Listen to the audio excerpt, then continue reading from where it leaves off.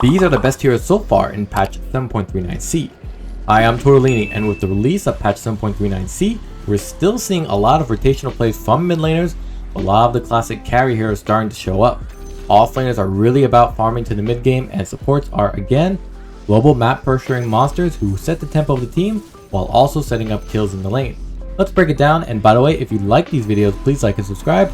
I'm also on Twitch to answer your questions live. As of right now, Ursa is one of the best carries because a lot of his counters have moved away from the meta, and he's a fantastic response to most popular core heroes.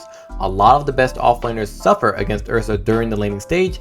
Heroes like Mars, Centaur, Legion Commander, Magnus, and Axe all lose to Ursa with a great laning support like Shadow Shaman, Lion, and Disruptor is pretty good when they help set up kills for Ursa to then Fury swipes the enemy offlaners down. Combine that kill threat in the lane with the comfort of last hitting thanks to his Maul innate ability, and the hero has probably one of the smoothest lanes for carries right now. Ursa is also a fantastic response to rivaling carries like Juggernaut, where Ursa's Enrage gives him the ability to eat a large amount of Juggernaut's Omni Slash before shutting him down with Overpower and Skull Basher. Throw in Ursa's Grudge Bearer facet as an additional reason he's a great response versus Juggernaut or even Sven, as Ursa can dish back the massive damage he took from those carries. Similarly, Ursa is also a great response to Templar Assassin due to Overpower popping her Refraction shield quickly. What's great about Ursa is that he can go the Grudge Bearer facet to punish back heroes that target him, but the Bear Down facet can also be fantastic to help lock down enemies like Nullifier for Necrophos. At max level, the Bear Down facet can increase the duration of Ursa's Skull Basher to a point where his cooldown to restun an enemy can be less than a second. With Abyssal, he can straight up chain stun by nailing the stun from Skull Basher, then apply the Overwhelm from Abyssal Blade before re-attacking the enemy to get another Skull Basher hit for bonus damage. Juggernaut is my go-to hero right now, and with both facets being so good, there really is no wrong way to play him. Of course, with Blade Fury being buffed in 7.39, its value in the early game is massive and revives that classic laning combo of a slow or disable into Blade Fury kill. But with the new damage values raised for Blade Fury, it seems the developers have forgotten about Juggernaut's facet, Blade Storm, giving you crit damage when you Blade Fury based on the level of your Blade Dance. So now we're seeing some pretty incredible damage coming out of Juggernaut in the laning stage by level 3, especially with popular supports like Lion, Crystal Maiden, or Shadow Shaman to help the setup.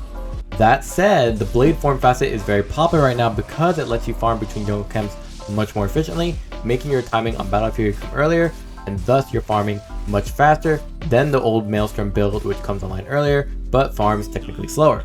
You can even opt for the Blade Form facet if you want a passive last hitting laning stage, or if you plan to go Blink Dagger to immediately Omni Slash in a fight to deal a bit of extra damage from the agility.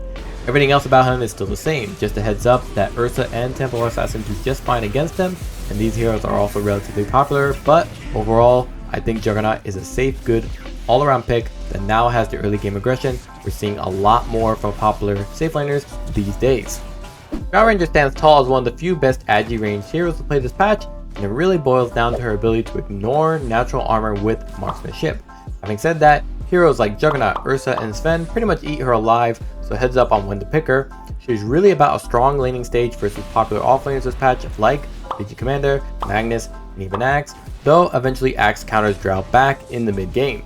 That also goes for Dawnbreaker and Centaur, who suffer laning against Drow, but eventually come roaring back when it comes to team fights because they close gaps so easily. That strength in the laning stage is again amplified by popular supports like Undying, Shadow Shaman, and Clockwork, heroes that can set up or even frontline while Drow Ranger permanently slows enemies down with 2 points in Frost Arrows. With Drow Ranger grabbing her sidestep facet and maxing out multi-shot with the level 10 talent, she capitalizes on that comfortable laning stage, then farm incredibly well in the jungle.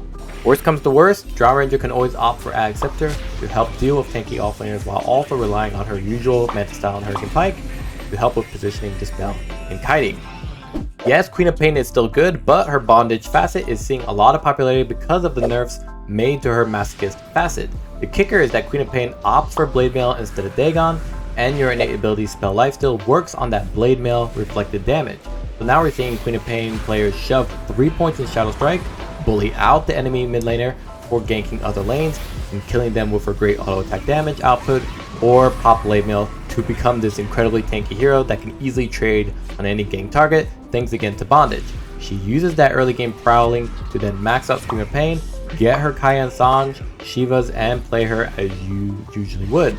In essence, her Dagon Masochist facet build still works, and just like Puck and Storm, Queen of Pain is one of the best mid laners right now because she hits the power spike timing with Dagon that is ahead of the curve. With Succubus being her innate ability, Dagon is her staple item because it takes advantage of her Masochist facet for extra damage, while also granting her spell lifesteal, including her pure damage dealing ultimate, Sonic Wave, again thanks to the Succubus innate ability. This helps cancel out the downside of Masochist while keeping the spell amplification the facet provides. So, all in all, both facets have their place in the meta with the focus on two different playstyles depending on who you're up against and who you're with. This versatility continues to show why Queen of Pain is still so popular and consistent as a mid laner for over a year and across so many patches. Yes, Puck is still good, and for the same reasons as always. The hero has been meta for the entirety of 7.37, 7.38, and for 7.39, and mostly because the hero hasn't really been touched in a meaningful way. You can tell that's true because I've been using the same script for them all this time. Puck's still a solid pick with most carries these days like Sven, Ursa, and Juggernaut because Puck keeps the foes in a relatively close proximity, so these ally carries can tear them down. More importantly, Puck's ultimate ability has a relatively low cooldown compared to other heroes with actually decent right click capabilities, so they rotate well and gank easily. Thanks to Illusory Orb, Puck is pretty efficient in crossing the map to gank with the right rune, and with them maxing out Illusory Orb and Waning Rift, Puck is still one of the fastest heroes to build Witchblade for some mid-game timings and ganks. Puck has a top 6 highest base intelligence and a top 3 highest intelligence gain, so their right click power is actually quite astounding, and one of the reasons why they pick up Witchblade, eventually Pharasma, as their ultimate lasts a relatively long time and your right click has power. Overall, Puck is a safe pick for anyone who knows how to play them and quite frankly fits in most lineups. During the laning stage, Puck can have what feels like infinite mana because of their Puckish passive, which can be triggered by pretty much anything. In late game, Puck can open up to be a right clicker through picking up their Ag Scepter, Mjolnir, and any damaging items they need, which can punish backliners and have great damage follow through for a very strong, low cooldown ultimate initiating ability. While Invoker's Exort Agent of Galarin did technically get nerfed in 7.39, it also was buffed. For starters, Exort did have its damage nerfed through Ag Scepter, not giving any more points in Exort, and the Cataclysm ability had its cooldown increased. So, in short, Invoker is punching that BS ability a lot less throughout the match, but that also means that Invoker players need to get Ag Scepter earlier to maximize its value, and it's why we see his item build being relatively straightforward, minus Athos and then Ag Scepter. Now with that said, Exort now gives better damage per point, and Forged Spirits last for an incredible duration, but now Invoker's laning stage is immensely stronger, which means an earlier timing on Midas, and thus a faster time on that Ag Scepter, as I mentioned before. Invoker's ability to secure last hits, harass with Forged Spirits, and Invoker having his base damage increased by 4 means the hero is competitive during the laning stage against some matchups at least. Heroes like Axe and other offlaners are really keen about not necessarily killing the enemy safe laner, but about always being a threat and keeping the enemy on the back foot, and if all else fails, these kind of offlane heroes can easily farm the side jungle camp behind the tier 1 tower to really energize their mid-game itemization. For Axe especially, his items like Blade Mail help him accelerate farm regardless of the lane outcome, especially when he can pull the lane from behind the tower. He knows he can't really be stopped, and that ensures he gets Blink Dagger at a reasonable time to start playing rotations and map pressure on the map. What's notable about Axe lately is that his starting items can sometimes even contain 1 or 2 Ring of Protection to not only ward off some harassment against physical damage dealers like Drow Ranger or Templar Assassin, but also because Battle Hunger is amplified by his armor, giving advantage to your pause forward to outtrade the enemy support. This is especially notable because Battle Hunger was also buffed in 7.39. Everything else about Axe is the same. Great solo ganker and killer, his Blade Mail and the 7.39 buffs to his call-out facet are also notable in considering versus enemies with low health and attack speed, so call-out can accelerate that and kill them more swiftly. One-man army is still the go-to when trying to snowball in the late game with a lot of strength and armor. Okay, Legion Commander, another hero that loves dominating their lane, grabbing Blade Mail to hasten their farm, and also to guarantee kills when dueling and then pressure the map akin to like Axe. So two heroes with taunt capabilities really helps cut through a lot of jumpy enemies like Storm Spirit or Ember Spirit. Carries like Terrorblade don't want to be held down during a duel to prevent them from using Sunder. And you know, Legion Commander is popular in the offlane because of how well she can map pressure in the mid game, having a hero that is all about mid game duels to scale up for damage, then farm larger items like Ag Scepter and Blight King Bar, means she can close the map out and tear down most towers by 20 plus minutes. And she honestly works incredibly well with other popular ganking heroes like Nature's Prophet, now as a support, Shadow Shaman, and Queen of Pain. So just pair her with soft supports like Lion, Zeus, or even Bounty Hunter to nuke enemies to secure your dual wins early in the match. Oh, and don't forget that Chip Vest is back as a neutral item in the tier 1.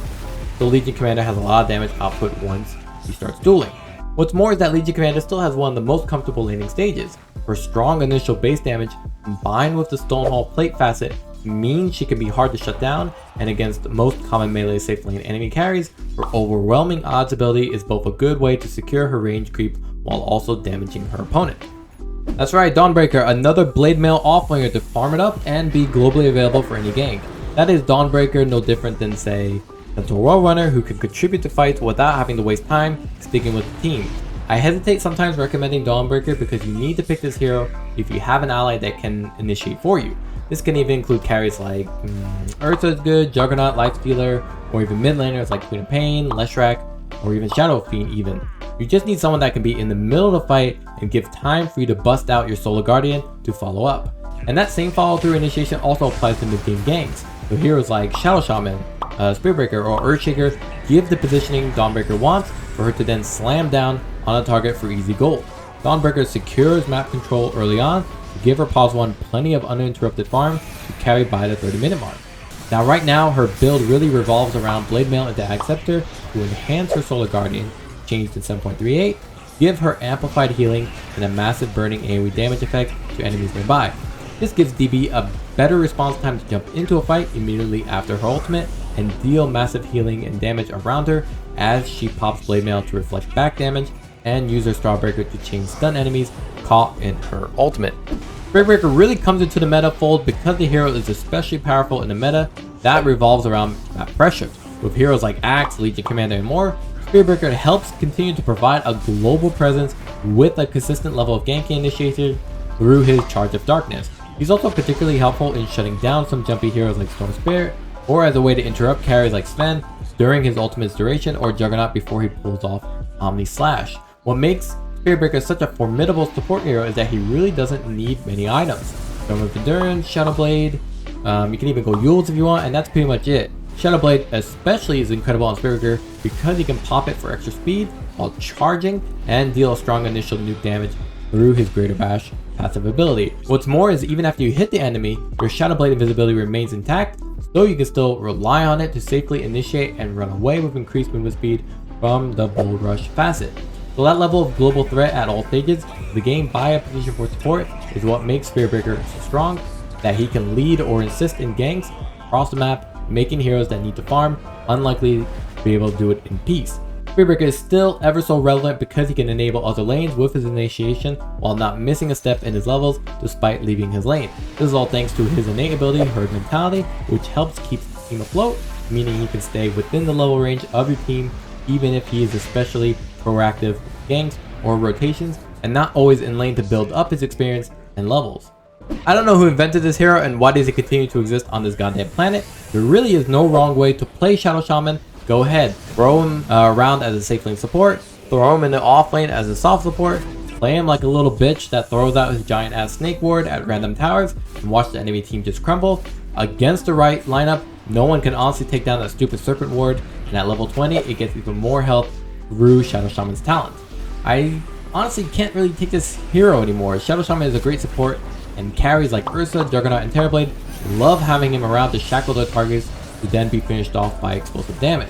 Flip that around and Shadow Shaman really shuts down enemies who obviously are good at fleeing, Queen of Pain, Puck, Ember Spirit, Storm Spirit, etc. And that stems from his ability to chain a ton of crowd control combos on the enemy from his free hex on his attack every 15 seconds through his Chicken Fingers facet. And don't forget that at his level 15 talent, Shadow Shaman's Hex also applies break, and that includes the Hex from your attack with the Chicken Fingers facet. So his laning stage harassment to his setup for kills is just honestly insane. The same reasons Shadow Shaman is good as a pause 5 is also why he's just viable as a pause 4 with offlaners like Legion Commander, Axe, Mars, Dawnbreaker, and Centaur all love having the little guy shackle enemies from afar. 7.39c nerfed Nature's Prophet to have a bit less scaling heal in his level 15 talent and reduced the damage from his Ag Shard ability, Curse of the Old Growth.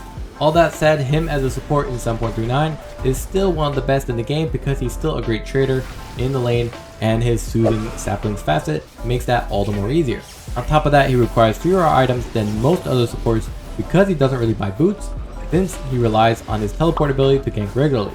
This means he grabs Spirit Vessel fairly quickly, and that can help beat down a lot of high health heroes before they reach that late game. What's more is that on top of Sprout, he can go a lot of different items to impede his enemies globally. Orchid's really nice to lock down jumpers like Storm, Ember, or Void Spear, or even Ag Scepter as just a great way to keep enemies down and rooted. And of course, you can always just opt for the more damage like Assault Cuirass, Bloodthorn Nullifier, etc. The key thing about Nature's Prophet is that he needs to be active in the mid game, and basically he is ultimately focused on setting up kills with his allies while maintaining that map pressure we talked about through his teleportation ability. So while Nature's Prophet starts to fall off in the later parts of the match, he's still unmatched in the early game as a support.